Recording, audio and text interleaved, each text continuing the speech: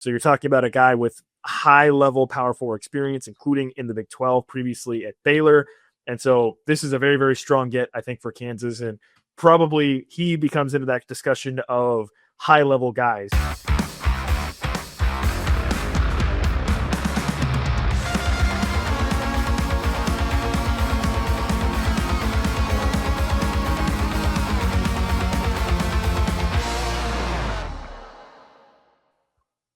Pay heed all who enter and beware of this podcast. That's right. This is the Pay Heed Podcast. I'm Nick Springer on the Kansas City Sports Network, joined by Kevin Flaherty. We're brought to you by Emprise Bank, your partner in all things possible, member FDIC. Kevin's back. Had a special guest with me for the last show over the weekend.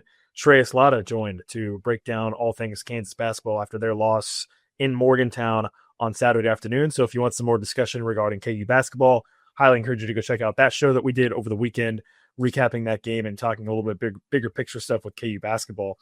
Speaking of Kansas basketball, we're going to be doing a live show, Kevin and I, a live post-game show coming up on Tuesday night. If you're listening to this on Monday afternoon, tomorrow night, or Tuesday morning, tonight. Hello, future you.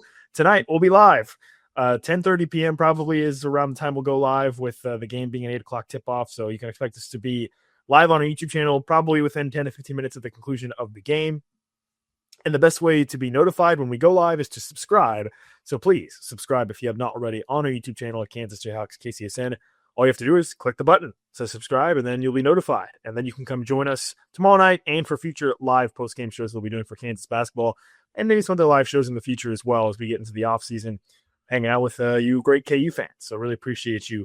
And if you do that, be sure to also come and leave a comment, share your thoughts, like the video, as well as subscribe also. You can also, of course, subscribe on audio, Apple and Spotify, to our audio, and stay up to date on our feed over there as well. So tons of ways to stay connected with us and stay connected with the show. As for today's show, in classic transfer portal fashion for KU football, right after we recorded our previous show on the transfer portal back on Thursday, Kansas got like 3 or 4 more commits. Over the weekend, they got several more commits. And in fact, somebody was so excited, Kevin, about us recording a show on the transfer portal. They were messaging us on social media to record this morning. We had a bit of a delay, so we're recording this on Monday afternoon, but it worked out because in the process of delay, Kansas got another commit. Yep. So yeah, it's that time of year, right? I laughed a little bit when friend of the show, Michael Swain, I think it was last week, said KU had a certain number of commits as of blank. He said, yes, I am time stamping this. And the reason why is because you can say, oh, yeah, Nick and I talked about on the show how KU has blank number of commits. And then what do you know, an hour later, right after we finish the show, you're adding another guy. Couple hours after that, you're adding another guy. I will say, though, Nick, once we run through this group of guys, I think KU's kind of coming to a close. We're only a few guys away from this being a fully completed transfer class. So Kansas did its work early and did its work well to get to where they're at right now. Yeah, it certainly does feel like this is starting to wind down, but it has been a absolute flurry over the past basically 10 days now of action from Kansas. So point being, we're going to talk about a bunch of guys today. If there was a guy that we don't talk about today that you want to know about, I would go check out one of our previous shows, because we probably broke him down on one of our earlier shows. And I'm sure probably later this week or next week, when we know for a fact that we think everything's come together for KU, we can sit down and have a much more bigger picture conversation about the entire class and sort of what it means and maybe what the expectations for Kansas should be when that time comes. So, but again, we broke down probably 8 guys last week, 8 more guys at the end of the week last week. We got about 8 or 9 guys we're going to talk about here today, as well as Kansas has been very active in the transfer portal. Before we get to that, we did ask, and shout out to Dave, our great listener. Really appreciate you. We did ask on one of our earlier shows, if you have any questions, share them. And we read them, we see them, and sure enough, Dave came through with a couple of questions. So let's get to that first before we dive into the actual commits. The first question from Dave was, any smoke to the GM not actually paying the kids what they were promised story, or whatever that ended up being, referring to, obviously, there was a who was it? It was Gage Keys' mom took to social media a couple weeks ago and basically kind of insinuated that KU maybe didn't pay fully what they were expecting. And then you had Lawrence Arnold post kind of a weird Instagram story sort of validating that. I'll just say this, and then I'll give you a chance to as well to respond, Kevin. Without specifically seeing the NIL contracts without knowing the exact details of different, agreements that players are coming to. It's really hard to say. I think it's pretty obvious now. We've seen kind of across the country that teams are building contracts with incentives where if a player comes to a school and does X, Y, and Z, they can make more money. And so I think now you're starting to see, when you see, oh my gosh, this guy is getting $4 million, $3 million, $2 million, that may be what his total amount could be. That maybe not necessarily end up mean that he earns that exact amount of money. And so I think that's probably where that's coming from is, and this is where, from the player perspective, I would just say you have to be very careful about who your representatives are, what agent or agency you're working with, because those guys are obviously in it to make a chunk of change too, right? And so, at the NFL level, there's very, very strict rules involving, who can be an NFL agent, who is, authorized to be an agent. None of that really exists at the college level right now. And so there was a coach recently, I don't remember what coach it was, who was basically like, yeah, your agent could just be your roommate. And like that could be true. So I think that's probably what that has to do with, is just either miscommunication or not a full understanding by both parties of like, hey, this is the number you could get, but this is, some of the requirements to get it, XYZ, whatever it may be. And that's how I think you end up with maybe some back and forth on that, because you look at Georgia, Georgia had a player transfer and Georgia tried to void all of the money that they were supposed to give to that player, I think at one point. So long story short, I'm not a lawyer. I don't have access to the contracts. I don't see the contracts, but I would just say that's probably what's a little bit of what's going on. But again, the overarching theme here is that it is the absolute wild, wild west. And I don't really know if anybody truly knows. Yeah, I think you're absolutely right. And I also think too, it's worth noting that the reason that teams typically have a GM set up apart from your head coach is the GM is going to be the bad guy. And I don't mean that Ianello is a bad person or anything like that. Obviously, Nick, you're with me on verbal commitment, and Rob Ianello has come on our show multiple times. What I'm saying by that is he handles the negotiations, and he's going to be tough in those negotiations. And like you said, maybe a player thinks, hey, I'm signed up to get $500,000 when what it actually is $200,000 with incentives that can get you to $500,000. And then when you come back later and say, where's my $500,000? You're not going to pay the person who doesn't reach said incentives. And none of that is to like put blame on anybody. It's just to say that that's kind of the way that things are. And Kansas has a finite amount of money, right? And so you're trying to put yourself into a position where I'm sure everybody would love for this to be an Oprah situation. You get paid everything you want. You get paid everything you want. You get paid everything you want.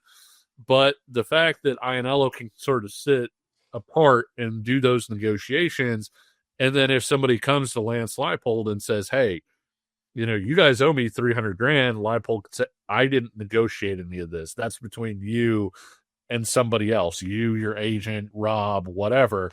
I think there's a lot of value in that. And so through sort of that whole process, he's going to come across as a little bit of the adversary. You don't hear a lot of agents saying in the NFL, Nick, and I know you do a lot of Chiefs stuff, not a lot of agents come back from dealing with the GM and they're like, man, I just love negotiating with that guy because he just gives me everything that I want every time. No, it's an adversarial relationship. You're trying to get as much money as you can on this side and as many different things. And on the other side, they're trying to save as much money so that they can, kind of go in other areas with that, so they can fill out other positions.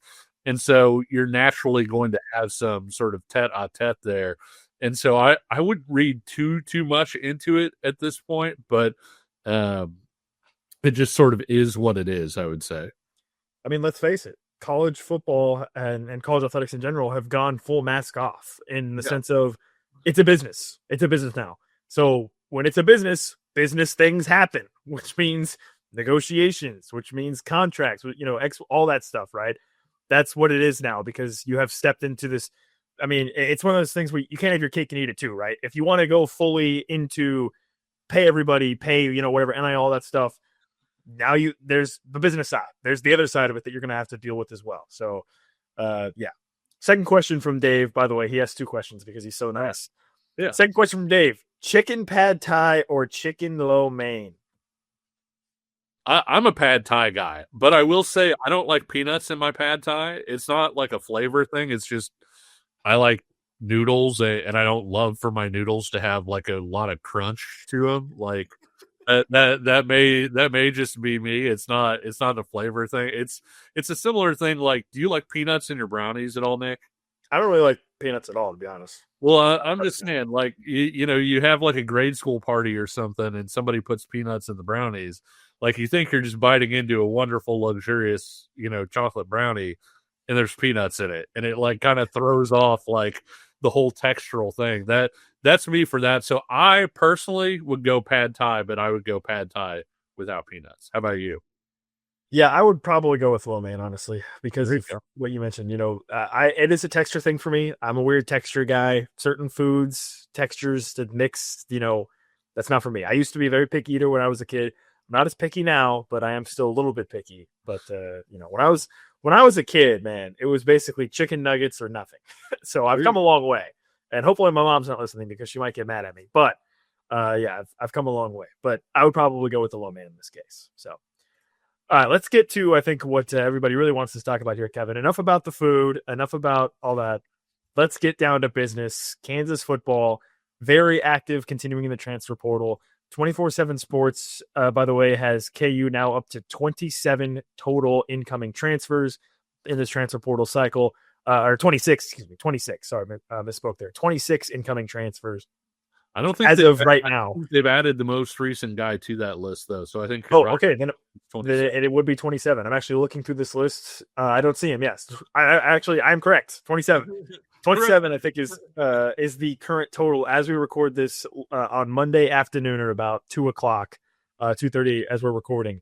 27 is the total of transfers incoming for KU. So we're going to backtrack a little bit to some guys that committed over the weekend after we had a chance to last talk. So let's go back to a guy that committed early in the weekend, or I think actually on Thursday after we recorded our last show. That's California offensive tackle Nick Morrow. And you had predicted this, Kevin, that you thought Kansas might still look to go for a player like this. They added Connor Stroh early in the portal cycle, a guy that had played both at the guard and at the tackle spot, a big body. Well, Nick Morrow is another guy that you can now sort of add to that category. 6'8", 315. He's a younger guy, too, as well. Has some additional years of eligibility left. He was a redshirt freshman this season in 2025. He started 11 games at tackle for Cal. His season was cut short due to an injury. And he's a guy that his PFF grades aren't fantastic, but obviously to take that with a little bit of a grain of salt. But certainly he's got the correct frame for tackle. And now I think you look at this and say, okay, you got Connor Stroh. You've now brought in Nick Morrow. You're going to have Tavaki in that conversation probably as well.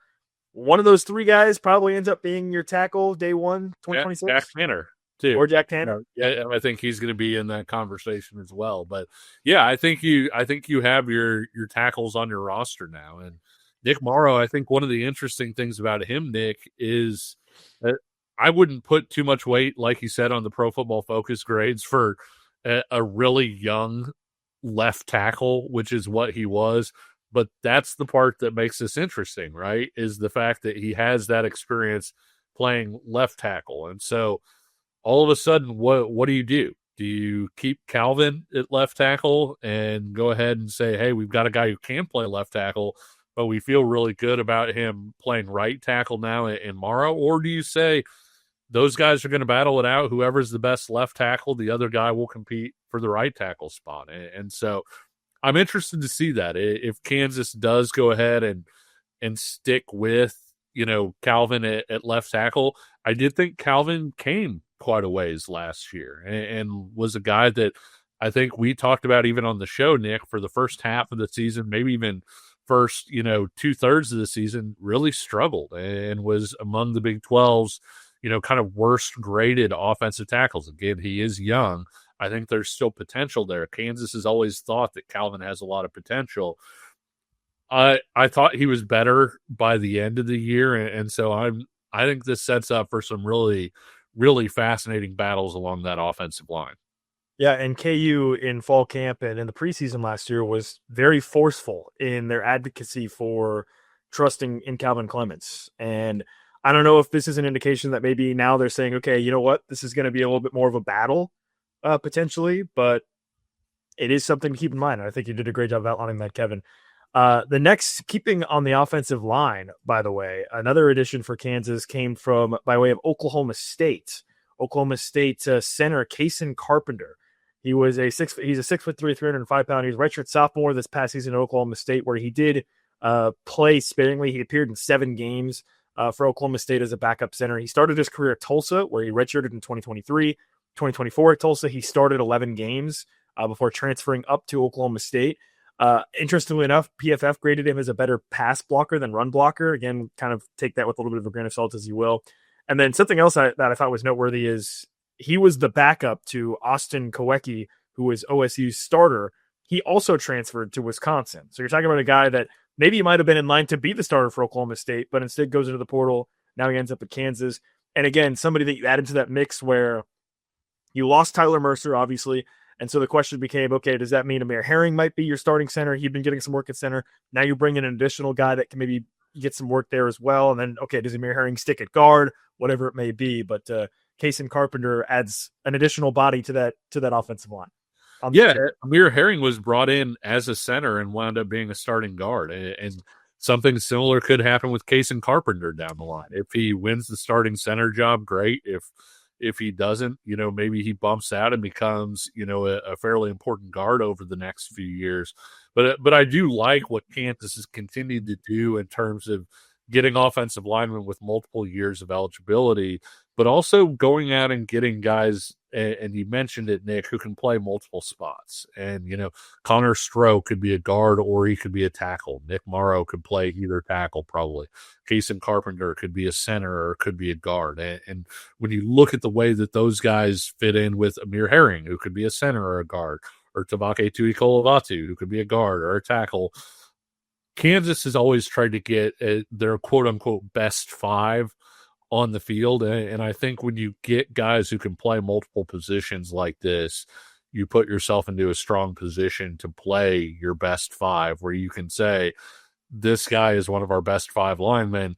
He may not be our starting center, but we can bump him to guard or what have you and try to put together an offensive line that way. I like what they've done with the offensive line in the portal in this class. Well, and you lost 3 starters off of last year's offensive line, and it certainly feels like with the approach Kansas has taken with the offensive line that they want this to be an open competition, maybe at all 5 spots, truthfully, right? At least right now heading into the spring, and we'll see if that picture becomes clearer. But yeah, you've now brought in several guys with positional versatility, like you said. And again, the point that I would just underline as well is both of these pickups with Carpenter and Morrow have multiple years of eligibility left, and so does Connor Stroh. So you've gotten some guys that you hope also, if they don't immediately contribute in 2026, maybe they develop and become guys that will be a part of your success in the future as well. Another guy that I would really, really like, another guy that has a lot of eligibility left remaining, this time on the defensive side of the ball in the secondary, Iowa State safety Khijohnn Cummings-Coleman committed to Kansas as well over the weekend. 5'11", 205 pounds. He's a redshirt freshman defensive back this season with Iowa State, so he has several years of eligibility remaining. And I think, Kevin, this could end up being one of the more impactful additions at KU. Maybe not even in 2026, but again, for the future, because he's a really, really strong cover guy. I think that was sort of the takeaway from Iowa, from seeing a little bit of what he did at Iowa State. He did play at Iowa State this past season, and it seemed like Iowa State, their staff really, really liked him with the potential that he had. So this feels like somebody that could be a real high upside player for Kansas. Yeah, absolutely. And Iowa State asked its safeties to do a whole lot. That's a big part of why Iowa State's defense has been as successful as it is because they get safeties who can do a lot of things, and they ask them to do those things. And so Cummings-Coleman is a guy that I think when you look at this safety room, and there's a guy that obviously we'll be talking about a little bit later, he projects as somebody that could maybe play that field safety spot. And I think when you include the other guy that we're going to talk about, maybe you could slide a Taylor Davis to a boundary safety spot, which I think he played a little bit more 2 years ago when he kind of first flashed and started getting on the field. He was out there a lot with O.J. Burroughs, right? And O.J. Burroughs was sort of your typical, field safety type who could run and could cover. And so having Cummings-Coleman out there, potentially having the other guy that we're going to talk about in a little bit at that spot, you can do some different things, move some guys around and find out the best way to use that group. But I agree with you. Cummings-Coleman is a guy that I don't want to say I'd be like shocked, but I would be a little bit surprised if he doesn't start for KU at some point in his career, because I think he's got that kind of trajectory for sure. Yeah, and obviously when you think about Iowa State lost like 70 bajillion guys in the transfer portal, so you knew there were going to be probably some decent players from that roster that were moving on to other places. Obviously, some followed Matt Campbell to Penn State, but this feels like somebody that Kansas got, again, with that potential for some high upside in the future as well. So let's take a quick break here. We got plenty more guys to talk about. There's a lot to be made about the linebacker room. Kansas got some linebacker commits early in the portal. They got a couple more as well that I think raises some interesting questions about the future of that position. So we'll talk about that. We'll talk about the safety that Kevin is alluding to as well, that may be one of the biggest gets Kansas got, and much more. All that is coming up next. Looking for tickets for your next event? Tickets for Less is your #1 source. Save big on every purchase when you use promo code KCSN at ticketsforless.com. Success in real estate takes more than vision. It takes the right financial partner. When someone takes something rundown and turns it into something great, that's called a comeback story, like Brain Group. They take distressed properties here in KC, completely rework them, and then turn them into valuable real estate. But that kind of work needs the right bank behind it. Enter Emprise Bank. They're not about cookie-cutter loans. They saw Brain Group's vision, backed them, and now they're making big moves in Kansas City real estate. Talk about your partner in possible. Emprise doesn't do one-size-fits-all financing. They invest in potential and back growth. Visit emprisebank.com/KC to learn more.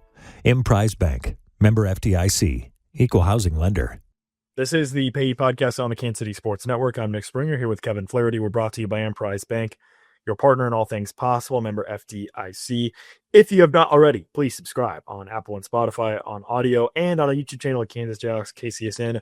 We're going to be live on Tuesday nights. So depending on when you're listening to this or watching this, Tuesday nights, either tomorrow night if you're watching this on Monday, or tonight if you're watching it on Tuesday, we'll be live for KU and Iowa State for our post-game show. It's going to be a late one, so stay up. Hopefully, if you have too much adrenaline after a big Kansas win, coming out with us, if you're feeling sad about a potential Kansas loss, we'll still be live. We'll still be there to console you on YouTube at Kansas Jayhawks KCSN, live Tuesday night after KU and Iowa State, probably around 10:15 to 10:30, within 10-15 minutes following the conclusion of the KU Iowa State basketball game. Let's continue with the conversation of transfer portal commits for Kansas, because there was a lot of them. We've gotten through several, but another interesting one that came through over the weekend, Kevin, that I think, again, raises some questions about where things are headed for Kansas at this particular position, is at the linebacker spot, and that's Boston College linebacker Daveon Crouch. Daveon Crouch listed as a 6'1", 230-pound linebacker. I think he only has 1 year, maybe two of eligibility left. He spent 4 seasons at Boston College and played in double-digit games in 3 of those seasons. I don't think he took a red shirt, because in 2022, he played in 11 games. He was hurt also at one point, so I don't know. It's hard to say how many years of eligibility he has left. It's honestly, I can't even keep track. But the point being is that he played for 4 seasons at Boston College. In 2022, he was a true freshman. He played in 11 games, recorded just 1 tackle. 2023, he got more work as a reserve linebacker and was big on special teams. 2024, he was 3rd on Boston College in tackles with 77 while starting all 13 games. And in the 2024 Pinstripe Bowl against Nebraska, he had a career-high 14 tackles and forced a fumble for Boston College.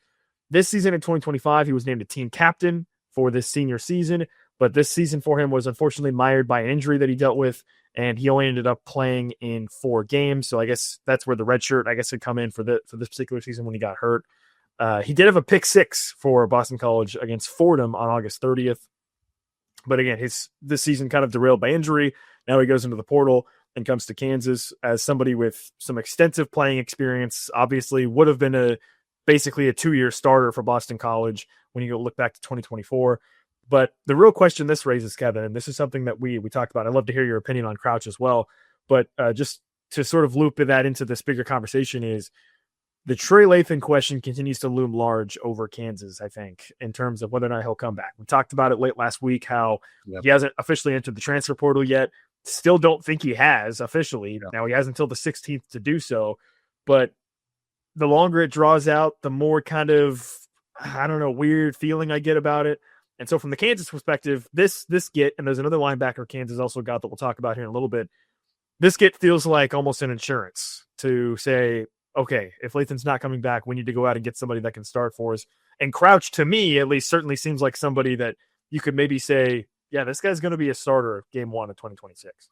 Yeah, I think Crouch is probably the best linebacker they've gotten in the portal. And when you watch the tape of him, especially in 2024, when he had the really good season, you can see him flying around. You see that he's got some athleticism and some things that you want to have at that position. He breaks up the odd pass being out there as well. You know, when he's in zone, he's not a passive guy who just like lets guys go through his zone. He attacks the football. And so I really like, if Kansas does return Trey Lathan, I think Bam Crouch is a terrific partner for him when KU has two guys playing off the ball. If for whatever reason Trey Lathan doesn't come back, I could see Bam Crouch filling the Trey Lathan role, like you mentioned. So I do think he has a place, and a really good place, even if Trey Lathan does come back. And I think that's actually a pretty strong pairing at that position if Lathan does come back. But if he doesn't, Crouch does give you some cover as sort of that middle linebacker who can really run, play sideline to sideline, has good instincts. To me, like I said, he's the most complete linebacker that they have in this group. Yeah, and also he's the one with the most Power 4 level experience, right? I mean, between him and probably Landon Watson, but Watson wasn't at Power 4 for his entire career. This is a bona fide 4-year player at a PC, regardless of whatever you think about Boston College. They're a Power 4 school. They're in the ACC. So, he's a bona fide guy. And again, would have essentially been a 2-year starter had he not dealt with the injury that he dealt with this past season. But yeah, it does raise an interesting situation for Kansas regarding Trey Lathan if they're still trying to bring him back. But regardless, I think Crouch, I would agree with you, Kevin. He seems like a guy that certainly is going to be playing probably a fairly large role on the defense for Kansas in 2026. KU also continued to add more depth in the secondary with another guy, Mississippi State defensive back transfer Elijah Cannon, listed at 6'1", 180 pounds, played in the secondary for Mississippi State, 3 years of eligibility remaining. As a true freshman in 2024, he played in just 4 games, took advantage of the redshirt rule and redshirted. He did get an interception against Eastern Kentucky in his first career game. That was his first career 2024. This year for Mississippi State, he appeared in 10 games, only recorded 1 tackle, played a lot as a more of a special teams guy as well. And I think this is another just solid back-end pickup KU that's going to add some additional depth to that secondary room. And again, maybe not necessarily somebody that makes an impact in 2026, but you start to think about, hey, several years of eligibility remaining, get him into the program now, and you could see him maybe making some steps forward in the future. Yeah, you look at defensive backs and they have a type, right? Especially a cornerback, I should say. You want a guy that's maybe got some track speed, and you want somebody that's 6 foot or taller. And Cannon's a guy that checks on both boxes. And so you add in the extra years of eligibility.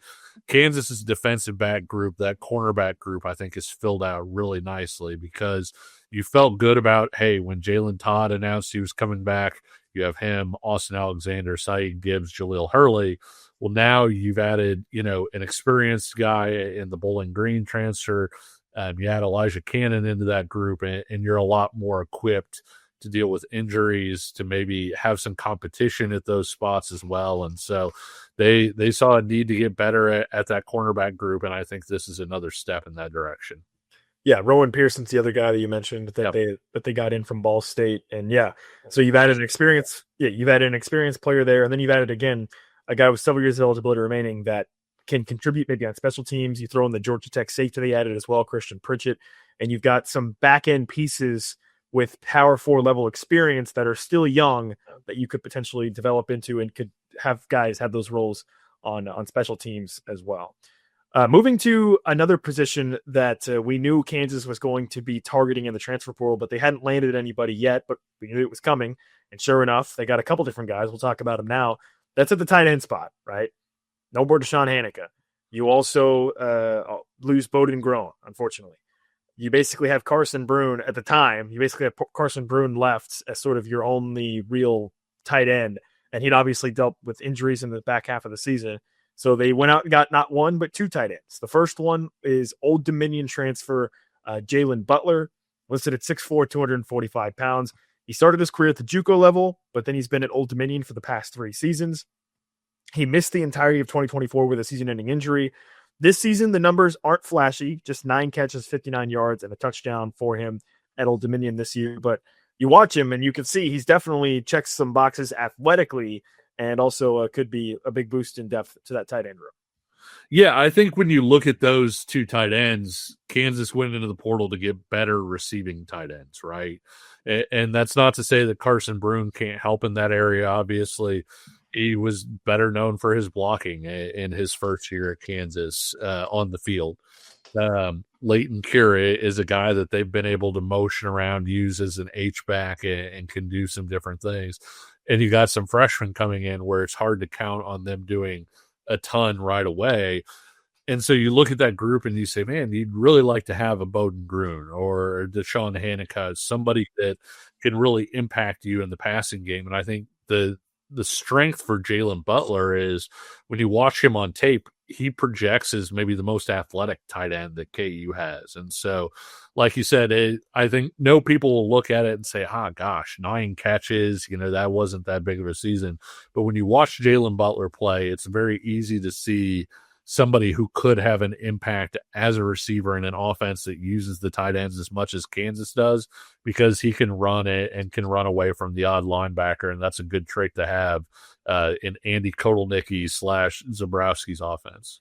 Yeah, that's what I was about to add on, which is you brought back Andy Kotelnicki, which means that I would expect the tight ends are going to have a large role once again in this Kansas offense, depending on the influence of Kotelnicki with what we saw from him in his first stop at Kansas. So you've added in, again, a really athletic tight end, I think, when you watch him, like you said, that can maybe do some different things for Kansas. The second tight end they added is Albany tight end Carter Moses. Of course, Kansas already had one Albany guy last year in Levi Wentz. They've added another, Carter Moses, 6'5", 240-pound tight end. He spent all 4 of his previous seasons at Albany. In 2025, this past season, he had 27 catches for 338 yards and 3 touchdowns. He almost had a third of that production in just one game against New Haven on September 13th. He had 9 catches for 119 yards. He also had 3 receptions this season of 30 yards or plus. So that tells me he's a guy that maybe you can utilize a little bit down the field too, if you're interested in that. And that basically, I would say, Kevin, is going to be your tight end room. You're talking about these 2 guys plus Carson Brune plus Leighton Curry, and that's who presumably Kansas will roll with. But for Carter Moses specifically, again, I see him potentially as a guy that maybe does step into that Bowden Gruen role where he's not going to be primary option 1, 2, or 3 in the passing game, but he is somebody that if you have some stuff schemed up, like we've seen with Kotelnicki in the past, maybe he's a guy that you can get out in open space and he can create as well. Yeah, one of the things I really like about him that you watch on tape is when he's allowed to run something vertically, he's a smooth runner, Nick. And so, yes, he can be that sort of safety valve where it's, 3rd and 7, I catch a pass for 8 yards. But I think the thing that makes him attractive when you look at the way that Kansas threw the ball downfield to the tight ends this past year, the way that they certainly did it under Kotelnicki, is when he gets out and is able to run a corner route or is able to get down the seam, you start to see the legs turn over and he's faster than you think he is. And there are times when he stretches the field more than you would think he would be able to. And I'm not trying to say, deceptive speed or whatever. I actually think he can run. It's just that you really notice it when he has a chance to get out and be potentially straight line fast. And so when you add these 2 guys into the room that you talked about, like you said, you don't expect one of the freshmen to hop in there. If they do, that means they're probably pretty good, because now you've got 4 guys that you feel like can go ahead and fill those roles pretty well.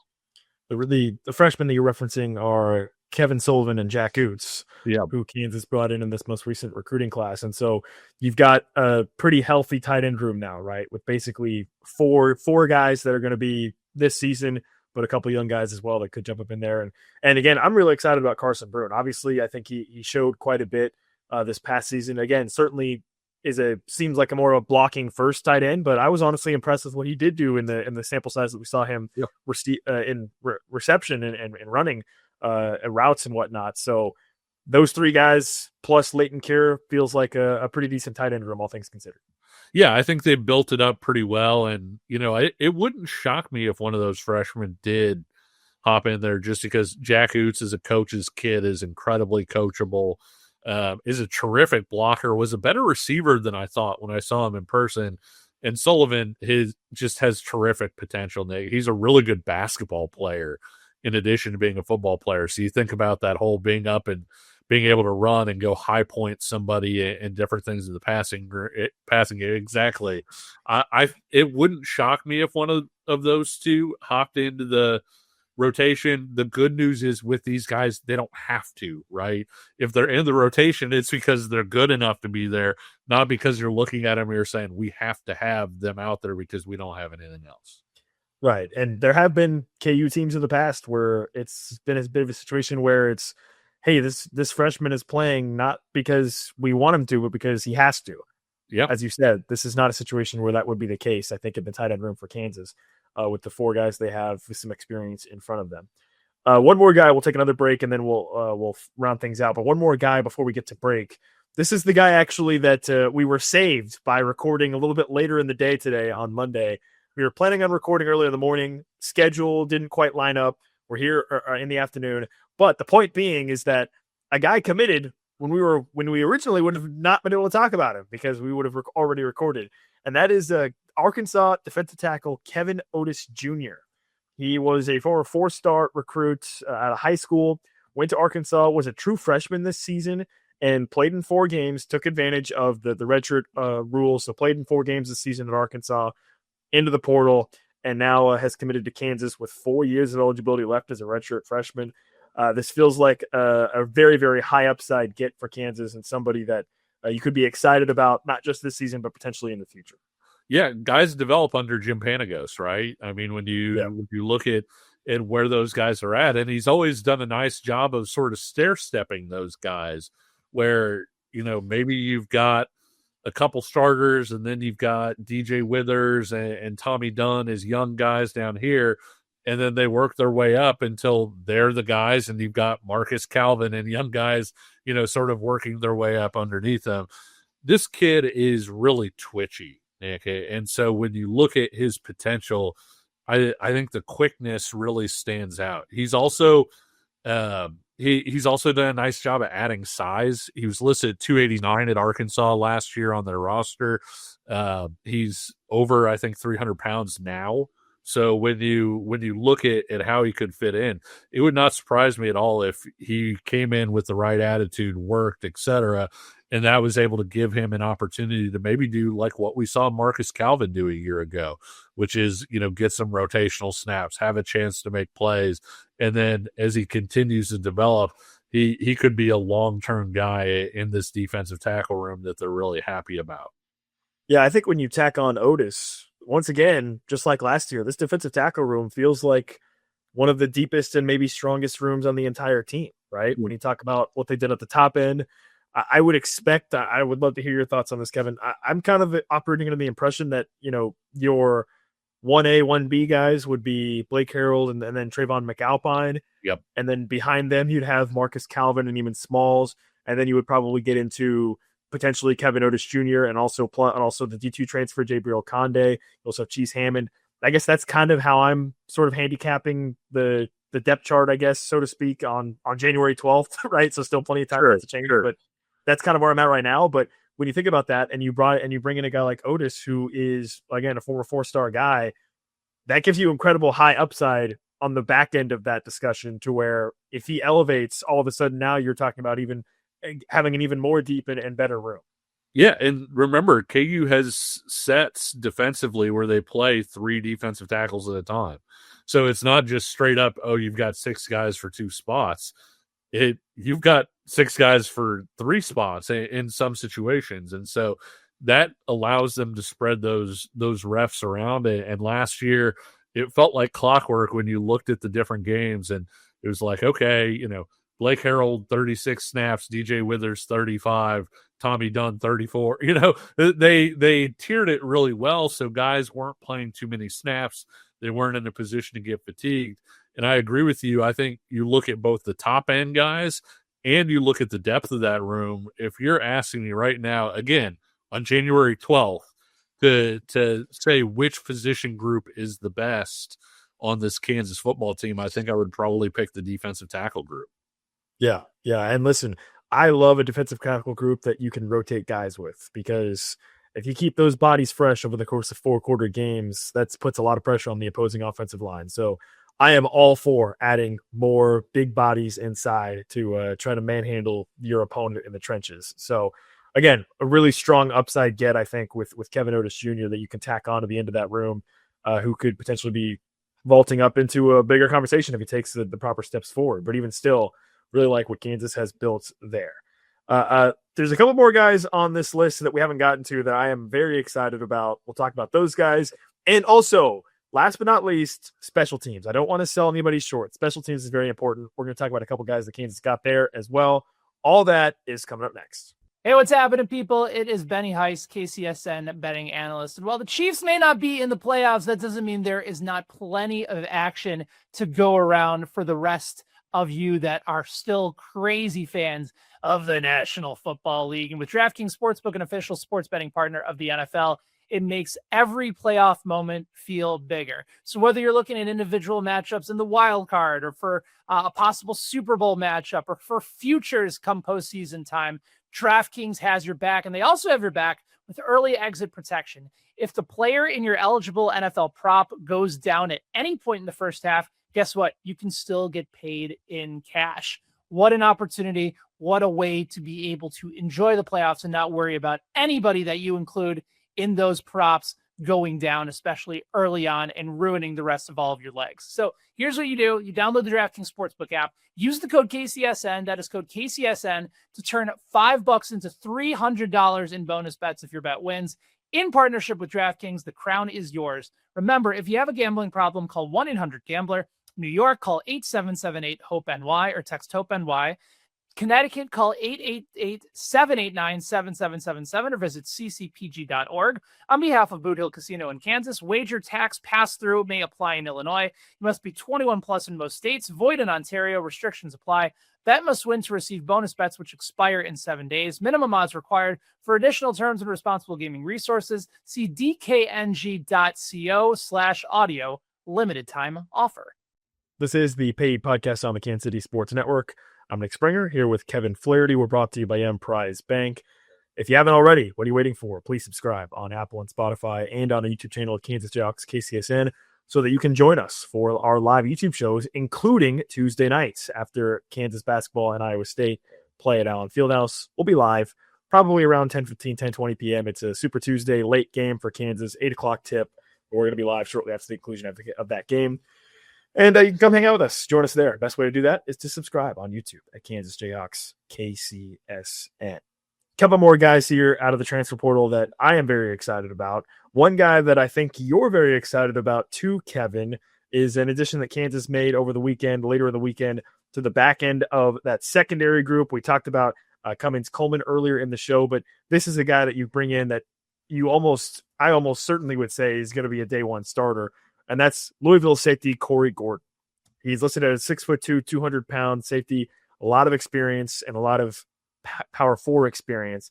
He started his career at Baylor in 2022.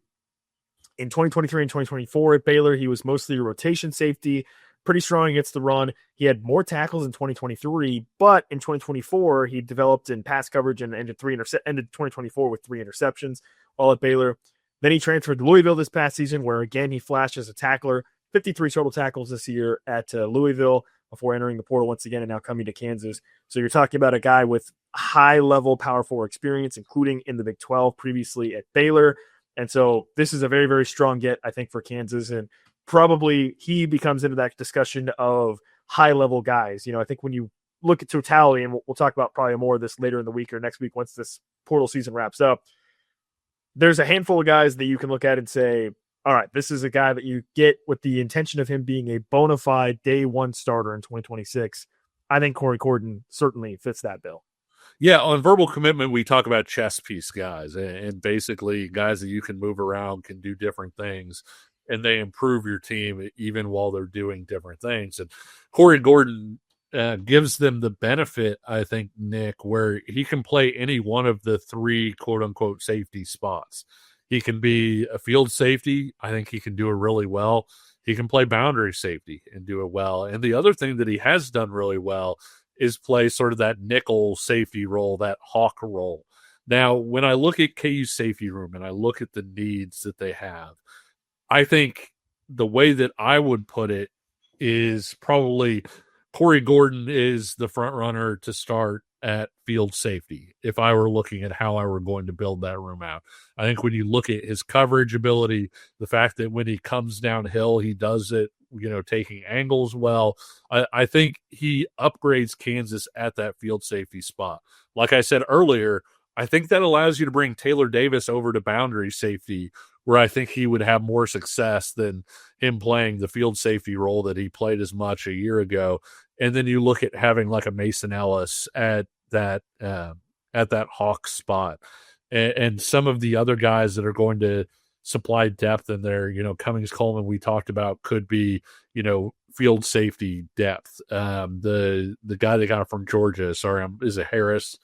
Jaden Harris. Yeah, Harris that they got, would be like a boundary safety type guy. Another guy that we haven't talked about yet could maybe plug into that hawk conversation. And so not only are they upgrading the starting lineup, Nick, but you're looking at them adding sort of quality depth across the board. And when you look at this defense, I feel like heading into the portal, you were worried a little bit. You didn't know how that whole group was going to play out after losing some of the guys that they wound up losing. But all of a sudden, when you look at that defensive end group, it's pretty deep. And you've got some pretty quality front end guys when you look at Leroy Harris, Dak Brinkley, etc. The defensive tackle group we talked about, probably the strongest group on the football team. Linebacker, if you manage to bring back Trey Lathan with that group of guys, I think Bam Crouch is a guy that when you're talking about off-ball linebackers would pair really well with him. If you're talking about playing more on the ball like Bengali Kamara did almost as an edge guy at times, that's something Landon Watson is really equipped to do. And then you've got some other guys that have eligibility that can work around in that group. And now we're getting to the defensive backs. And not only, again, do you have a starting lineup that looks like maybe it could be better than what it was a year ago, you're looking at a group that appears to be much, much deeper than it was a year ago. Yeah, and I would say Corey Gordon, an upgrade for Kansas. Yes. Position. Lyric Rawls came in and did what he does very well, which is come downhill and make big hits. And he had a couple pop plays over the course of the season, but he also struggled in coverage, right? Particularly the Cincinnati game. You think about not just him, but the safety room in general. Corey Gordon, again, when you look at PFF, grades him pretty well as a man coverage defender specifically. So that maybe gives you a little bit more flexibility to utilize him in different ways. And so I think it's an upgrade in the sense that you have a little bit more versatility now on the back end, I feel like, with this group put together. And you can maybe have guys play in the positions that they're the best at, i.e. Taylor Davis, like you talked about as well, with maybe him slotting back into more a position where he's maybe more comfortable. So, yeah, overall, I think that the back end probably fills out the back end of your defense at the safety spot, right? When you think about Corey Gordon to pair with Taylor Davis, to pair with Mason Ellis, plus Christian Pritchard from Georgia Tech, plus Jaden Harris from Georgia, and Khijohnn Cummings-Coleman from Iowa State. That's probably your back end safety group that you have to work with this season for Kansas. So see how things ultimately play out. But Corey Gordon, to me at least, seems like this is a guy that you bring in specifically to be a starter come day one, 2026. Another interesting piece in the on the defense that I want to get to as well that we haven't talked about yet. That's Marshall linebacker Jibreel Al-Amin. And the reason I say it's a bit of an interesting piece is that he's listed as a linebacker. And at Marshall, he kind of played a little bit of linebacker, but he also played around in space a bit more. He's listed at 6'3", 205 pounds. that to me profiles a little bit more in Kansas defense as more of that hawk guy playing in space type defender, potentially for Kansas. He started his career at Jacksonville State, where he played there for 3 seasons. He was a part of the 2024 Conference USA Championship team for Jacksonville State. He had 2 tackles in the title game. And at Marshall this season, he was pretty productive. He had 56 total tackles. But yeah, the thing that stands out to me is that this seems like a player that, depending on Kansas wants to use him, when you look at his athletic rating and his profile, maybe potentially could be more of that hawk role, could be more of like that position that we saw Craig Young play in the defense, right? If Kansas wants to kind of go more that route, but definitely an interesting pickup from Marshall. Yeah, KU lucked out when it had Craig Young. I don't want to say lucked out because obviously KU went and got him, but Craig Young could basically play all parts of that nickel role by himself, and that's not typical, right? That comes with having a guy with that size and that frame who runs a 10-500 meter dash that can kind of do everything. And so I always felt like he was an underrated player within that defense because he didn't put up huge numbers, but he was somebody that was asked to really do a lot, and he did it pretty well. If you don't have Craig Young, then you're going to have different players as sort of that extra defender. Either that hawk guy is going to be more of a linebacker, he's going to be more of a safety, or in some cases, he's just going to be an out-and-out nickel corner, right? Like when you're trying to get an extra corner. And I think that this addition allows Kansas to do all of those things. When you look at when you go ahead and look at Mason Ellis being more of the safety, Al-Amin being the linebacker type, if they decide to do that. Obviously, Syed Gibbs, I think can play that role if you go with more of a corner. The depth at cornerback, I think that they've gotten allows you to move Jalen Todd off that spot and back out to where he's KU's best outside corner. But now you can play that extra defender in a lot of different ways, depending on what your personnel is and what you need in that given situation. And so I'm interested to see how this one comes out. He is an interesting take. And I think when you look at that linebacking room that we were talking about, I think that's the intriguing thing about that group too, Nick, is everybody fills a different role. It's not just straight up, hey, you've got 4 JB Browns and they're going to kind of rotate through. Landon Watson is very different than Bam Crouch, is very different than Al-Amin. And so when you look at how Chris Simpson chooses to deploy that group, I think a lot of it could be situational and where they're at, as opposed to, just sort of, hey, these are our 2 guys, rain or shine. That's who I have to put on the field. Well, the other thing about Al-Amin is I think he would only have 1 year of eligibility left. So he's not a guy that you're taking to say, okay, we can mold you a la Craig Young, because Craig Young had several years when he came to Kansas. This is not a guy that you're taking to say we can mold you into what we want out of that sort of hawk type position. This is, essentially a one and done guy. So it'll be curious to see how Kansas chooses to sort of, bring him into the fold and what kind of role they foresee for him. One guy who I think his role will be pretty clearly defined for Kansas on the offensive side of the ball is another transfer at the wide receiver position, Middle Tennessee State transfer Nahzae Cox. 6'3", 200-pound receiver, 2 years of eligibility left, I think, maybe only 1. Again, kind of murky here because Cox started his career at Fresno City College, which I think is JUCO, but honestly, it is. Okay. I honestly, and we're still figuring out what exactly that means from an eligibility standpoint. With right, what, yeah, right. So some questions there, but he spent 2 years at Fresno City College, and then he transferred up in 2025 to Middle Tennessee State, where he started 9 games this past season for the Blue Raiders. He had 40 receptions for 473 yards and 5 touchdowns. For reference, Kevin, that's basically almost identical to what the production that Kansas got out of Cam Pickett this season, receiving-wise. When you look at what Kansas got receiving-wise, you got Emmanuel Henderson, 45 catches, 766 yards, 5 touchdowns, averaging 17 yards per reception. Cam Pickett this season for Kansas had 45 catches, 476 yards, and 3 touchdowns. So you're talking about a guy that put up similar numbers to Cam Pickett this past season at Middle Tennessee State. We talk about with these types of players watching what they did against higher level competition. Well, Middle Tennessee State played against Wisconsin, where Cox had 3 catches for 75 yards, including a nice 37-yard reception that I know really popped on tape for you, Kevin. Yeah. That play that he made. Had a 31-yarder in that game, too. I mean, if you have 2 catches of 30-plus yards against a Big Ten team when you're playing for Middle Tennessee State, you got a little something to you. Yeah. His best game of the season came against Marshall, where he had 6 catches for 94 yards in that game. And Kevin, this is kind of what you were asking for in terms of getting that last receiver. You know, we love Cam Pickett and what the kind of skill set that he has. We talked about Nick McMillan on our previous show from Buffalo and what he could potentially be as sort of that possession go-to guy in crunch downs. And now you've brought in a guy in Nahzae Cox who has the body, a bigger body, and profiles to be a guy that could be a bit more of a downfield threat, which I think is very exciting for Kansas. And I think you and I maybe had this conversation off the air. I can't remember if we talked about this with McMillan or not, but when you start to think about the wide receiver room for Kansas, and you kind of want to make some comparisons to what Kansas had at wide receiver a couple of years ago when they had that sort of trio of Quentin Skinner, Luke Grimm, and Lawrence Arnold.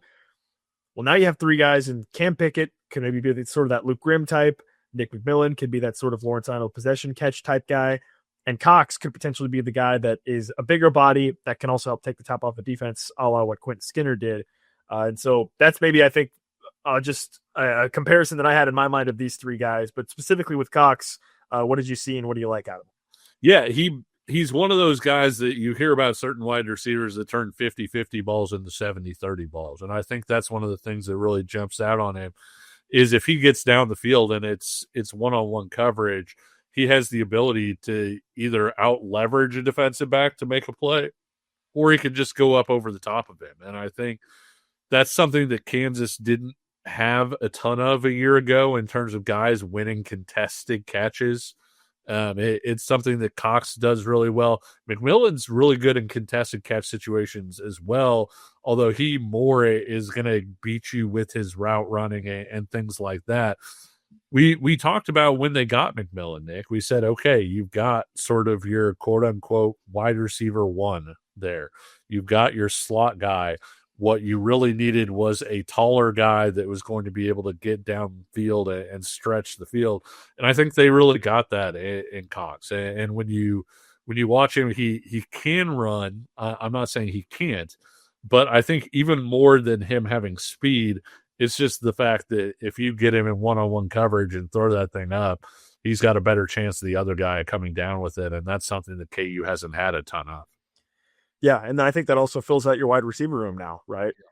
Those 3 guys, plus Keaton Kubeka, plus and maybe a young guy. We don't know who the young guy is going to be for that 5th spot, I think. But you've got Tate Nagy, who did pretty well in limited action. Jaden Nickens was hurt all year, but obviously has a lot of potential. Jackson Cook is a guy that we watched at practice. Bryson Hayes is another guy.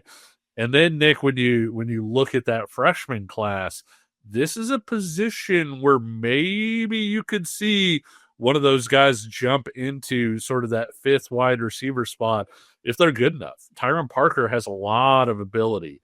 Will he get there in time to play right away? Corbin Glasgow, I think, has a chance to play this year because he is an elite return guy. And so he may see the field as a kick returner, and, potentially that gives him a chance to also get on the field as a wide receiver in that group. And then you look at a guy like Nate Sims, who's kind of between the two, right? He's bigger than Corbin Glasgow, also has track speed.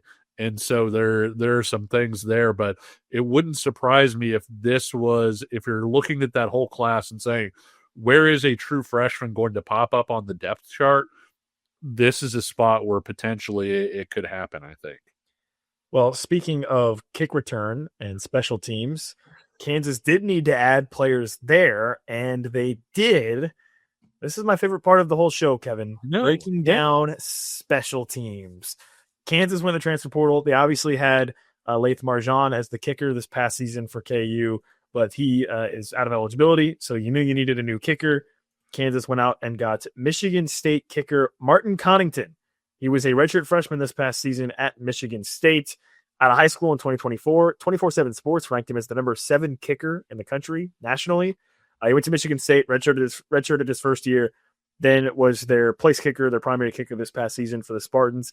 At Michigan State this year, he went 12 of 16 in total on field goals. He was 6 of 7 from the 20 to 29 yard range, 5 for 5 from the 30 to 39 yard range, 0 for 1 from 40 to 49 yards, and 1 for 3 from 50 plus. He also missed an extra point, missed 1 extra point all season. That was against UCLA.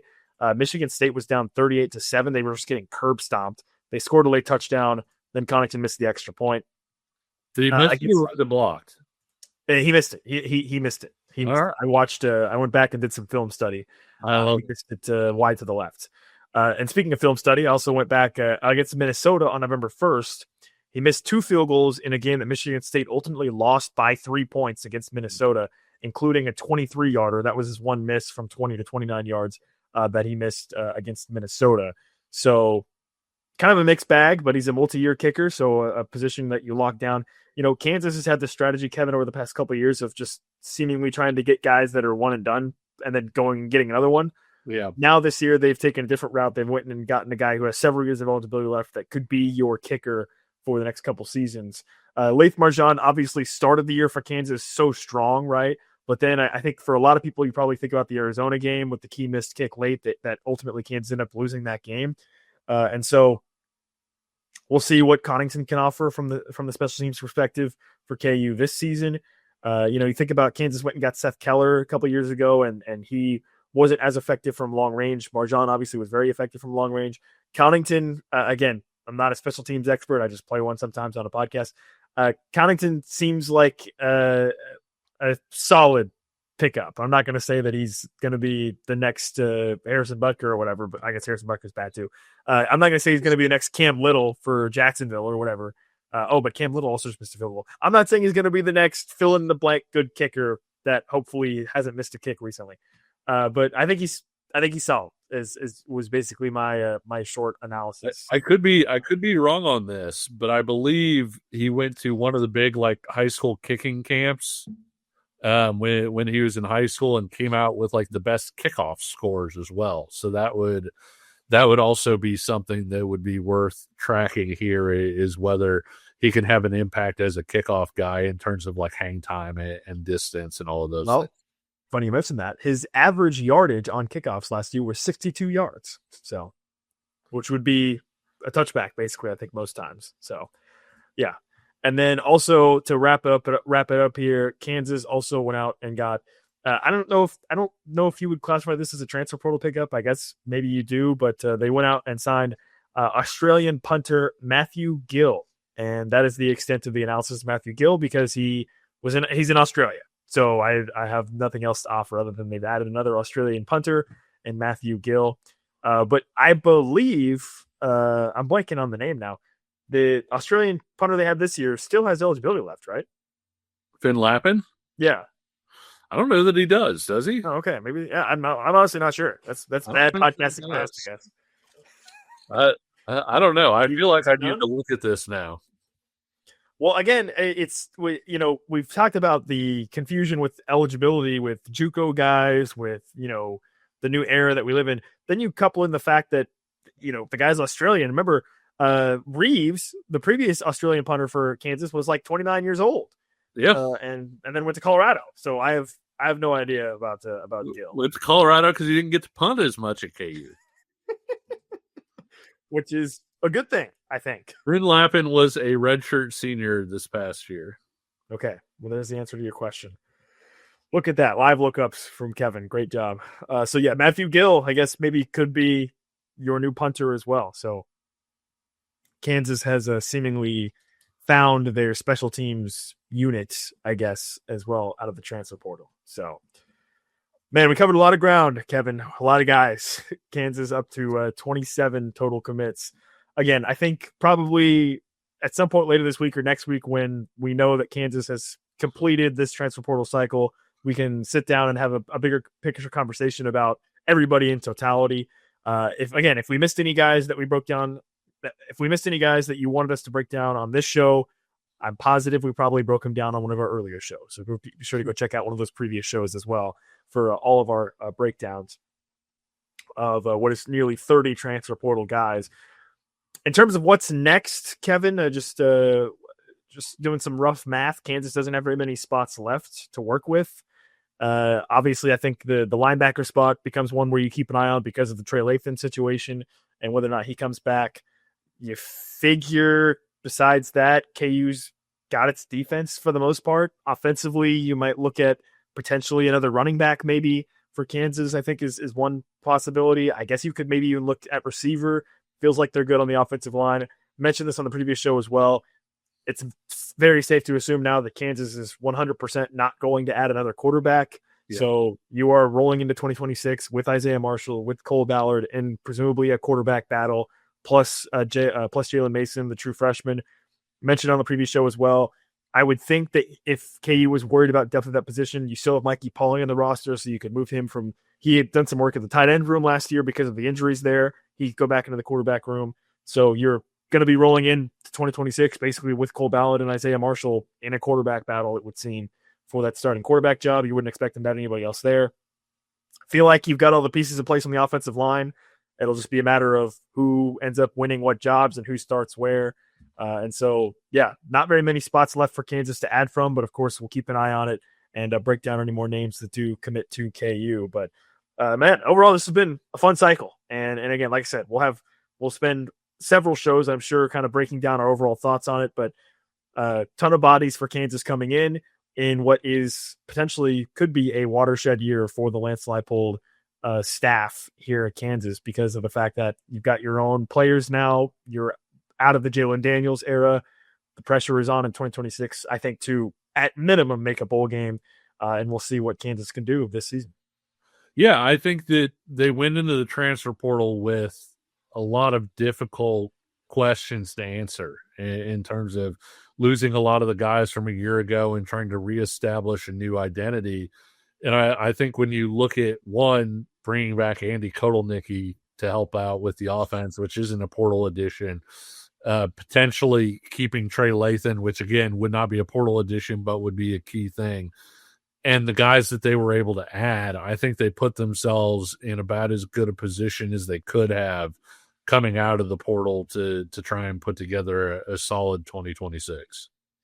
And we'll be there to talk about it, break it all down, cover it, and so on and so forth. So be sure you're subscribed on our audio platforms, on Apple and Spotify, and on YouTube channel at Kansas Jayhawks KCSN.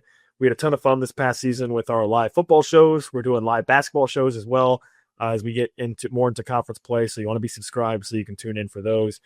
Myself and Trey Aslada spent some time talking KU basketball the weekend after the loss against West Virginia.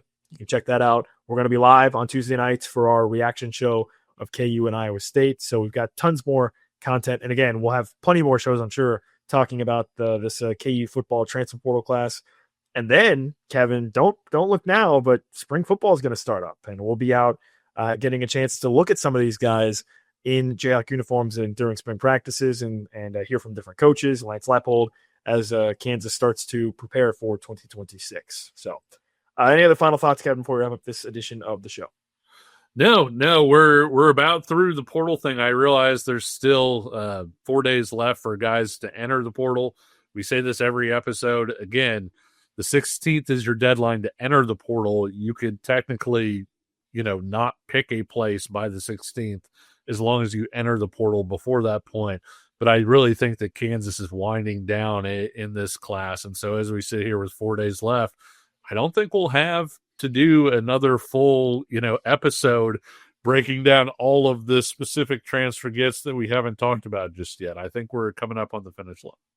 Yep. And as it pertains to Trey Lathan, again, that 16th deadline, we'll know for sure one way or another by then whether or not he could be returning or if he does indeed enter the transfer portal. So that'll be one to watch. We're recording this on Monday, the 12th. So yes, 4 days. The 16th is the deadline to enter the portal. Again, you don't have to, that's not the deadline to commit somewhere. That's the deadline to enter. Now, obviously, most players want to commit pretty quickly shortly here after that because, again, it comes down to academic calendars. You want to be able to get enrolled at the new school that you're transferring to in order to participate in spring practice. So even though the deadline to enter is the 16th, I kind of view it as not necessarily a deadline to be committed, but basically by the end of next week, probably you're going to have everybody you want committed to the school so that they can be there for spring practice, which is obviously so vital in today's college football landscape. So that'll be something to watch. But until next time, until tonight, potentially on Tuesday night, if you're listening to this, we're going to be live. He's Kevin Flaherty. I'm Nick Springer. We'll talk to you all again very soon. See you.